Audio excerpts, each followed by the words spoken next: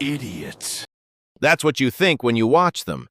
Rows of men in bright red coats walking slowly into cannon fire, shoulder to shoulder, not even ducking, while the man beside them is torn in half. You're wrong. Every one of those men understood his battlefield better than you understand yours. Today, I'm going to defend the most ridiculed soldiers in history, because what looks like suicide was arithmetic. Pull up a chair! To understand the men, you have to understand the weapon in their hands. The smooth-bore musket. For roughly 200 years, it was the king of the battlefield.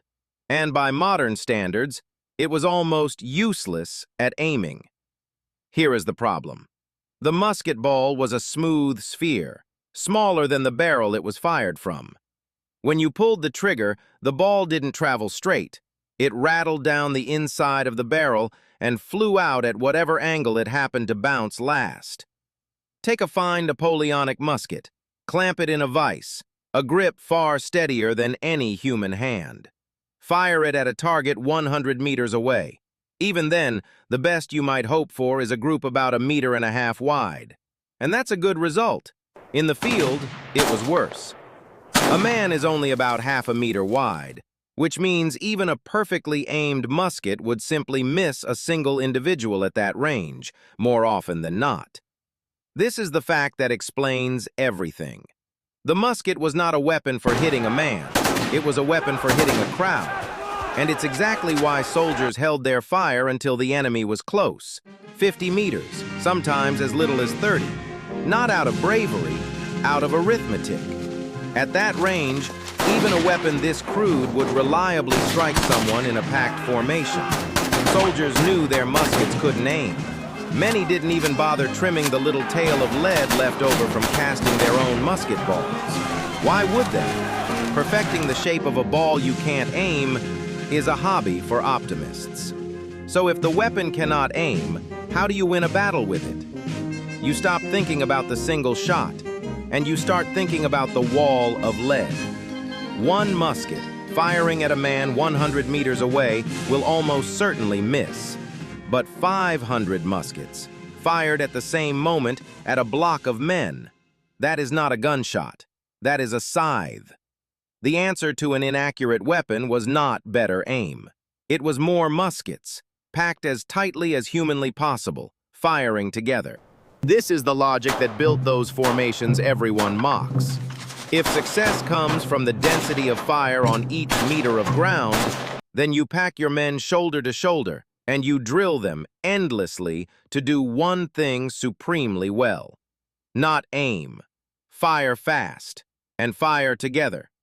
3 or 4 shots a minute. That was the mark of a well-trained soldier. Not accuracy, speed. A man who could load and fire 3 or 4 times a minute in the same direction as everyone else was considered fully trained. There was nothing more to teach him about marksmanship, because there was nothing marksmanship could do. The tactics evolved with the weapon.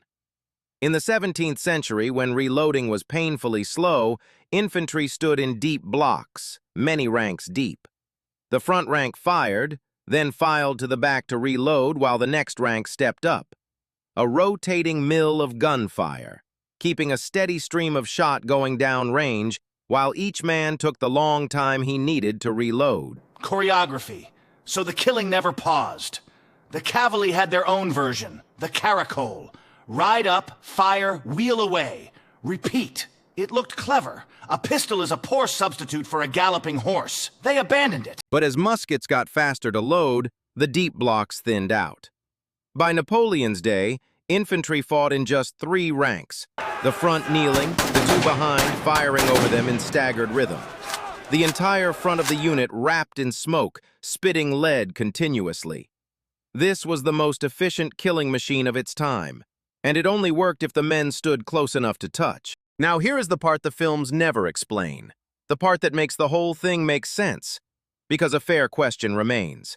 Yes, massed fire needs men close together, but cannon fire could tear those tight ranks apart.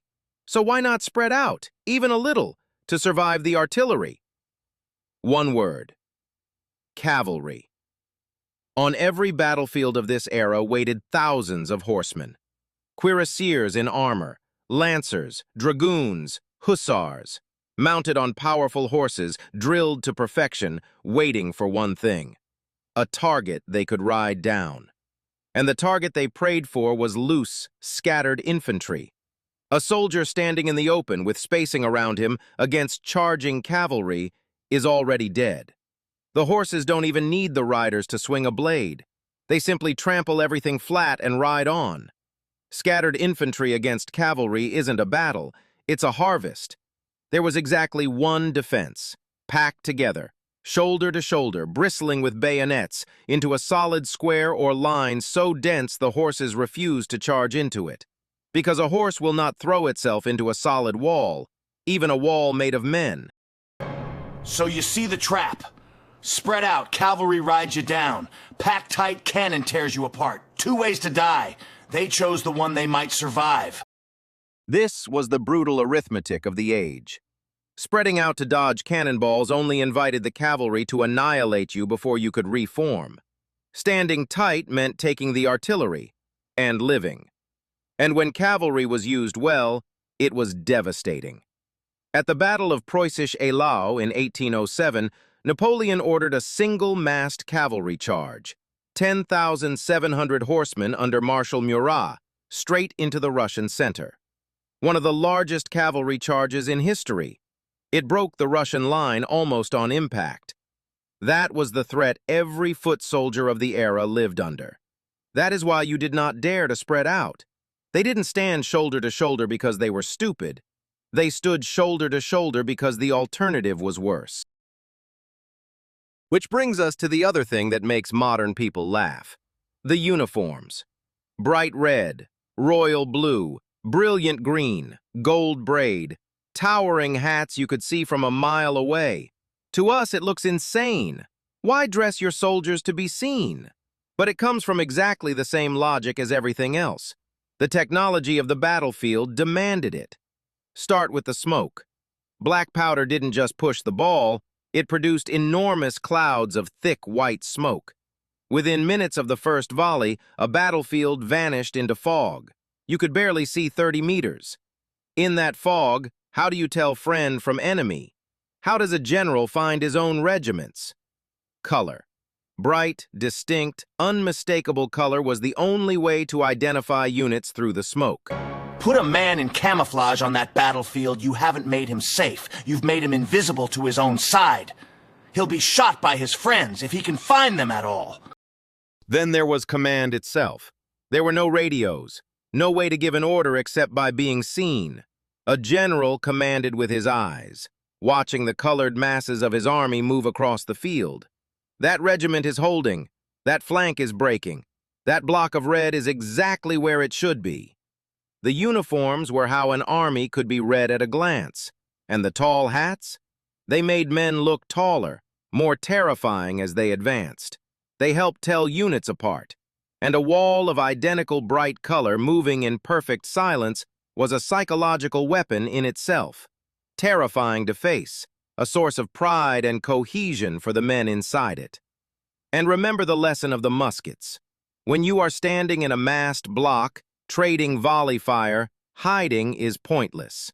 The enemy can see a 500-man formation no matter what color it wears. There was no advantage in concealment, so there was every reason to be bright, bold, and identifiable. Visibility wasn't a flaw. On that battlefield, it was a tool. So if all of this was so logical, why does no army on Earth fight this way now? Why camouflage? Why do soldiers spread out, take cover, and hide? Because the technology changed. And when it changed, every rule inverted at once. Two inventions ended the age of bright coats and tight ranks. First, smokeless powder. In 1884, a French chemist named Paul Villiers created the first true smokeless powder. Suddenly, the battlefield no longer filled with concealing fog. The smoke that had hidden everyone for 3 centuries simply disappeared. For the first time, you could see clearly across the field. Second, the rifle. accurate, long-ranged, and quick to fire.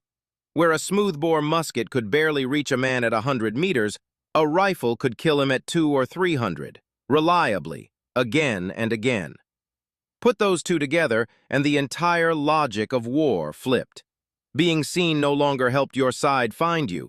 It helped the enemy kill you from a distance you couldn't even close.